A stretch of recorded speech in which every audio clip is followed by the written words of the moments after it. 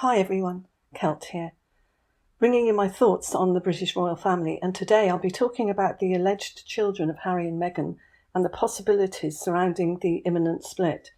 Most of us don't believe that there are actually any children, that Harry and Meghan use various friends' children for photographs and videos. It's interesting to note that Harry and Meghan have not exactly said when they've posted pictures that it is actually Archie.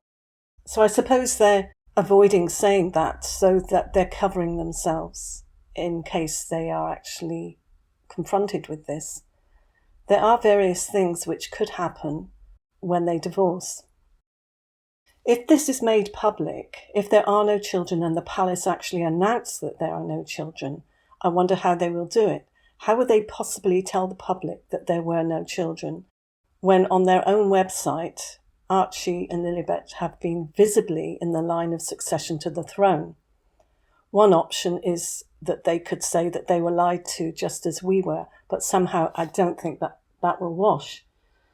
Also, they should have come out and spoken in some way to deny it at the start. The fact that no doctors signed off on the birth of Archie was just so blatantly obvious, and then all the rest that followed. The photograph of the Queen allegedly meeting Archie with Prince Philip, with Doria and Meghan holding the supposed Archie, was actually photoshopped. It was proven.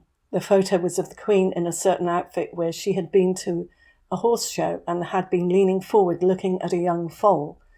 And this photo was used to make it appear that she was looking at Meghan, or looking at the baby that Meghan was holding, or rather the doll. Prince Philip was actually in hospital at that time, so his photo was used, and it was proven that he was photoshopped in. It was analysed and found to have several layers, so the monarchy should have denied it then, but they didn't.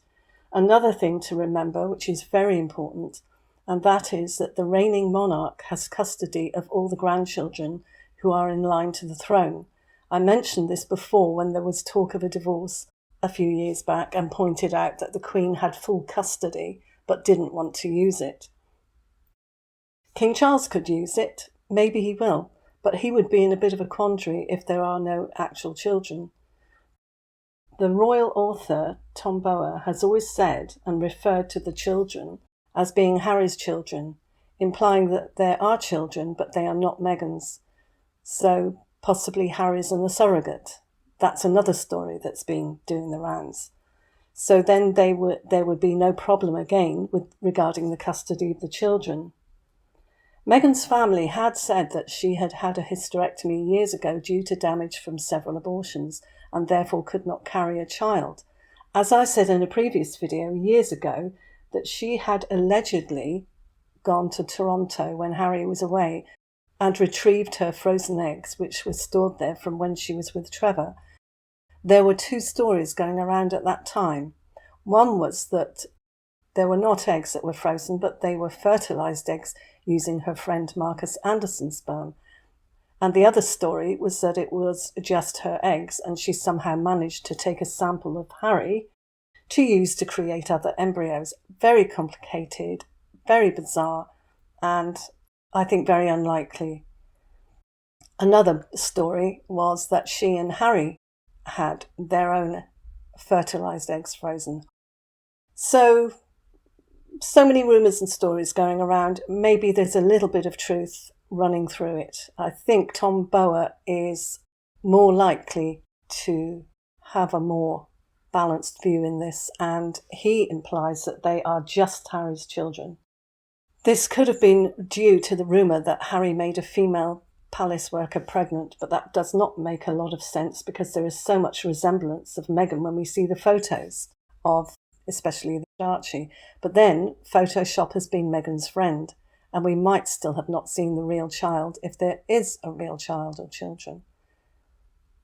So I tend to go with the story that there was a surrogate and the surrogate changed their mind, and Harry and Meghan do not actually have any children physically with them, that they have to arrange to have them for photo ops. But the fact that they've used other people's children, in that case, doesn't make any sense. But maybe that was when they couldn't actually get the children when they wanted them, so they had to use an alternative. That makes more sense as well. Well, we will know the truth regarding all of this before very long.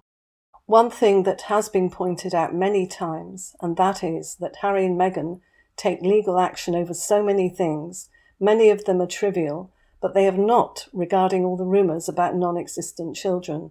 And let's face it, that's quite a serious rumour. And like I said, there's very many variations of the story, but you would have thought that they would have done by now. Doesn't that speak volumes? Let me have your thoughts, and I'll see you in the next one. Thanks for watching. Bye.